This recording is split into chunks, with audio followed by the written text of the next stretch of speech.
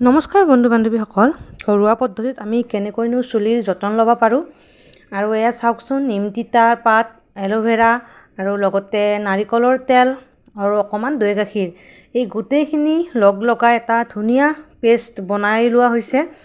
আৰু বনাইছে মোৰ ভণ্টীয়ে, মানে মোৰ ননদে। মোৰ এইবিলাক একেবাৰে কৰিবৰ ধৈৰ্য নাই, সেয়েহে তাই যিহেতু কৰিছে বোলো ভিডিঅ' এটা কৰোঁ আৰু লগতে ময়ো লগাই লওঁ। সেয়েহে মোৰ চুলিখিনি একদমেই ড্ৰাই, সেয়েহে মোৰ চুলিখিনিত লগাবলৈ তাই বহুতেই কৈ আছিলে যে বৌ লগোৱা।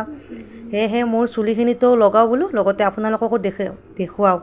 আৰু মই লগাই খুবেই ভাল পালোঁ। যিহেতু ভিডিঅ'টো পিছত আপলোড কৰি আছোঁ, সেয়েহে মই বহুতেই গুণ পাইছোঁ।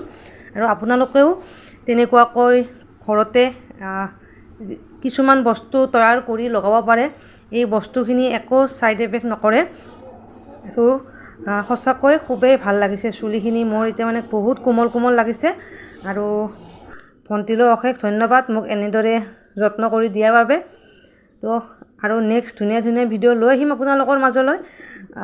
আপোনালোকে ভিডিঅ'বিলাক খালি শেষলৈকে চাব। আৰু যোনে মোৰ চেনেলটো ছাবস্ক্ৰাইব কৰা নাই এতিয়ালৈকে, ছাবস্ক্ৰাইব কৰি থৈ যাব।